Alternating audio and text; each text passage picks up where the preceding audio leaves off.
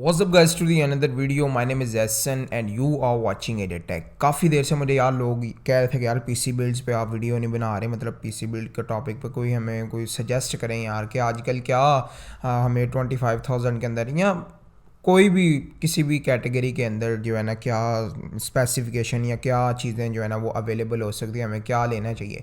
तो मैंने सोचा यार पहले भी कुछ लोगों ने वीडियो बनाई हुई थी जिनके ऊपर में हमने अपने चैनल पे पहले बात भी की थी, जहाँ पे कोर टू क्वाड Q6600 के साथ एक बंदे ने RX 470 जो था ना वो पेयर किया था 4GB वाला वेरिएंट।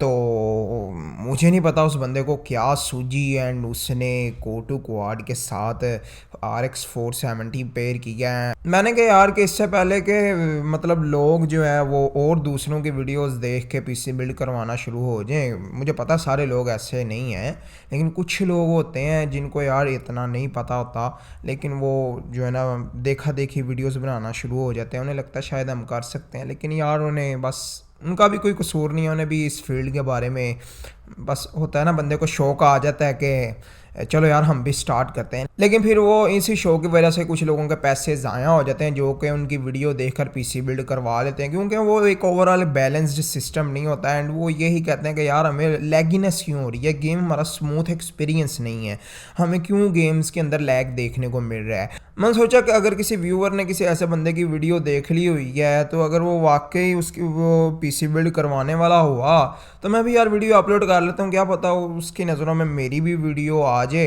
एंड वो खुद ही हम दोनों के बिल्ड में कंपैरिजन कर ले कि किसका बिल्ड सही है। तो इसी वजह से आज मैं 25,000 का पीसी बिल्ड कर रहा हूँ। अगर एक भी बंदा मेरी ये वीडियो देख के पीसी बिल्ड कर लेता तो मेरा वीडियो बनाने का मोटिव जो है वो कंप्लीट हो जाएगा। रिसेंटली मैं ZI कंप्यूटर्स के ऊपर गया हुआ था, वहाँ पे मुझे ग्राफिक कार्ड के बारे में पता चला, उसकी प्राइस के बारे में। जो उसकी प्राइस आज के प्राइजेस के लिहाज से देखा जाए, आज की मार्केट के लिहाज से देखा जाए तो वो काफ़ी अच्छी और डिसेंट परफॉर्मेंस जो है वो हमें देता। तो मैंने सोचा यार 25,000 के अंदर वो वाला GPU आ रहा है तो हम लोग क्यों ना 25,000 का पीसी बिल्ड बना दें।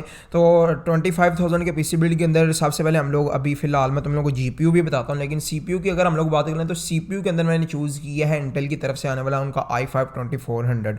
मुझे पता है मोस्ट ऑफ द पीपल्स को पहले से पता होना है कि मैंने ये वाला CPU यूज़ करना है, क्योंकि ये इस कैटेगरी के अंदर इस रेंज के अंदर यही CPU जो है वो यूज़ किया जाता है।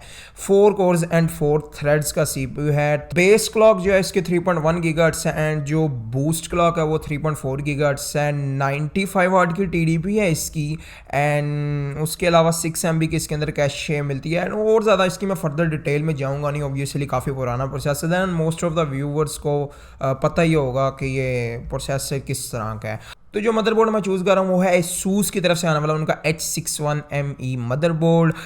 16X की एक PCI Express की जो है वो स्लॉट के साथ आता है एंड और मुझे नहीं लगता यार, काफ़ी पुराना मदरबोर्ड है, मुझे नहीं लगता इसकी मुझे तुम लोगों को डीप में स्पेसिफिकेशन बताने की ज़रूरत है, वीडियो ही लंबी होनी है। अब ये मदरबोर्ड जो है इसके ऊपर तुम लोग easily i3, i5 and i7 के सेकेंड एंड थर्ड जेन तक के जो प्रोसेसर्स हैं वो ईजिली लगा पाओगे। तो अगर फ्यूचर के अंदर तुम लोग सोचते हो ना कि मैंने इसके अंदर RX 570 या 580 लगवाना है तो वो भी तुम लोग इजीली लगा पाओगे मदरबोर्ड तब्दील किए बगैर। बस तुम लोगों ने प्रोसेसर को भी फिर तुम लोगों को अपग्रेड करना पड़ेगा। i7 3770 थर्ड जनरेशन का जो है वो लगवा सकते हो and then you are good to go. अगर तुम लोग को ASUS का ये स्पेसिफिक मॉडल नहीं मिलता तो तुम लोग कोई भी H61 मदरबोर्ड ले सकते हो। यहाँ पे अगर मैं रैम की बात करूँ तो 8GB की रैम मैंने चूज़ की है। आप लोगों ने क्या करना है, 2 स्टिक्स यहाँ पे लेनी है 4GB की, ठीक है, वो ज़रा ज़्यादा अच्छे से तुम लोगों को परफॉर्मेंस देंगी, इसकी बजाय कि तुम लोग 8GB की सिंगल स्टिक लगाओ। तो स्टोरेज की अगर बात करें तो स्टोरेज के अंदर मैंने वेस्टर्न डिजिटल की ब्लू 500GB की हार्ड ड्राइव ली है। इनफ है इस रेंज के अंदर, इतनी बहुत है। 1500 रुपीज़ की तुम लोगों को ईजिली 1500 रुपये की देखने को मिल जाएगी। हम लोग बात कर लेते हैं अपने ग्राफिक कार्ड की जो कि मेन कंपोनेंट है जिसने तुम लोगों को गेमिंग करवानी है। तो यार ग्राफिक कार्ड में मैंने चूज़ की है AMD की तरफ से आने वाला RX 560 2GB वाला वेरिएंट। ये तुम लोगों को इजीली जो है मैंने ZI कंप्यूटर्स के ऊपर पिछले दिनों में गया हुआ था, वहाँ पे 11,000 का वो सेल कर रहे थे एंड लिटरली यार मुझे प्राइस काफ़ी ज़्यादा मुनासिब लगी, क्योंकि काफ़ी ज़्यादा शॉपकीपर्स इसे 12,000 से ऊपर ऊपर का सेल करते हैं। जो GTX 750 Ti है वो भी इतने का तुम लोगों को 12,500 का मिलता है, लेकिन ये ग्राफिक कार्ड जो है RX 562 GB वाला ये तुम लोगों को 11,000 का देखने को मिल रहा था वहाँ पे, एंड इसकी परफॉर्मेंस भी 750 Ti से अच्छी है। ये GPU तुम लोगों को 11,000 रुपीज़ का इजीली देखने को मिल जाएगा ZI कंप्यूटर्स के ऊपर। मैं ये नहीं कहता कि तुम लोग ZI कंप्यूटर्स से लो, अगर तुम लोगों को इससे भी सस्ता कोई देता है तो तुम लोग डेफिनेटली उससे भी ले सकते हो। तुम लोग इस GPU को किसी भी शॉप से परचेज कर सकते हो, लेकिन अगर तो तुम लोगों को वो 11,500 रुपये में अगर कोई देता है तो तुम लोग ले लो, जिससे मर्जी ले लो, नहीं तो तुम लोग ZI वालों से भी रब्ता कर सकते हो, वो तुम लोगों को इजीली 11,000 के करीब करीब दे देंगे ये GPU 3 मंथ्स की वारंटी के साथ। डिस्क्रिप्शन के अंदर मैं उनकी शॉप का एड्रेस या नंबर वगैरह दे दूंगा, तुम लोग जो कोई इंटरेस्टेड हुआ चेकआउट कर सकते हैं। अब ये GPU जो है वो 1092 मेगाहर्ट्ज की बेस क्लॉक के साथ आता है। अगर मैं इसकी बेस क्लॉक की बात करूँ तो वो 1176 मेगाहर्ट्ज की है। 2 GB का VRAM है इसके अंदर, मैंने तुम लोगों को बता दिया है। अगर मैं इसकी मेमोरी टाइप की बात करूँ तो मेमोरी टाइप GDDR5 है। अगर मैं GPU की मेमोरी बस की बात करूँ तो वो 128 बिट है, एंड इसी के साथ साथ DirectX 12 को ये सपोर्ट करता है, एंड इसकी टोटल जो TDP है वो 65 वाट की है। तो तुम लोगों को लिए 450 वाट की भी जो पावर सप्लाई है वो इस बिल्ड के लिए ज़्यादा ही रहनी है। तुम लोगों के पास अगर 350 वाट की भी पावर सप्लाई हुई 350-400, वो भी इनफ रहनी है। मतलब इस GPU के साथ तुम लोगों को एक्सटर्नल कनेक्टर की ज़रूरत नहीं पड़नी है, ये इजीली इस PCI एक्सप्रेस के जो स्लॉट है उससे ही पावर लेके इजीली चल जाएगा। अब हम लोग बेंचमार्क्स की यार बात कर लेते हैं, तो क्योंकि बेंचमार्क्स काफ़ी ज़्यादा इंपॉर्टेंट है, तुम लोगों को पता होना चाहिए कि ये गेम्स के अंदर तुम लोगों को कितने FPS देगा। तो यहाँ पे मैं यार तुम लोगों को एवरेज FPS ही बताऊंगा। तो अगर हम लोग बेंचमार्क्स की बात करें तो सारे बेंचमार्क्स जितने भी गेम्स के मैं तुम्हें बताऊंगा वो सारे जो है वो 1080p के ऊपर होंगे। तो अगर मैं डेस्टिनी 2 की बात करूँ तो डेस्टिनी 2 भी तुम लोगों को मीडियम सेटिंग के ऊपर 43 FPS देती है।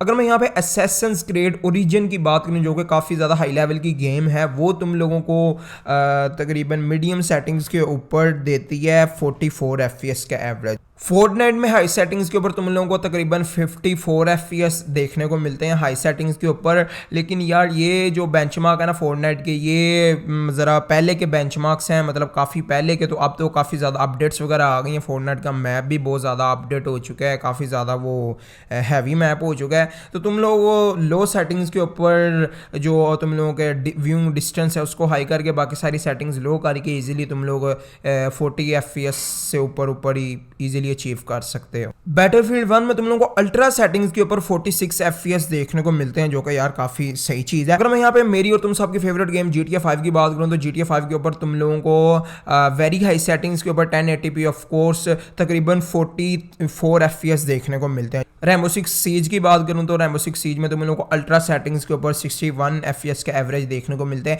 इसके अलावा तुम लोग इजीली इसके ऊपर अगर तुम लोग CSGO वगैरह खेलते जाते हो तो CSGO में भी तुम लोग को इजीली 100+ FPS आ जाएंगे, लेकिन लो सेटिंग्स के ऊपर। एंड ऑफ कोर्स यार ये जो गेम्स होते हैं कॉम्पिटिटिव, इनमें उनको हमने लो सेटिंग्स के ऊपर ही खेलना होता है ताकि ज़्यादा से ज़्यादा FPS मिले। एंड इसको तुम लोग वैलोरेंट इजीली खेल पाओगे, एपेक्स लेजेंड भी खेल लोगे। तो यार बस सारी की वीडियो यहीं तक थी। मैं उम्मीद करता हूँ कि तुम लोगों को वीडियो पसंद आई होगी। एंड अगर तुम लोगों को वीडियो पसंद आई है तो वीडियो को लाइक करो, दोस्तों में शेयर करो, एंड मेरे चैनल की कुछ और वीडियोस भी देखो। एंड अगर तुम लोगों को वाकई लगता है कि मैं इस कैपेबल हूँ कि तुम लोग मुझे सब्सक्राइब करो तो सब्सक्राइब भी कर सकते हो। As always a huge thanks for watching and I will see you all with the next one. अल्लाह हाफिज़।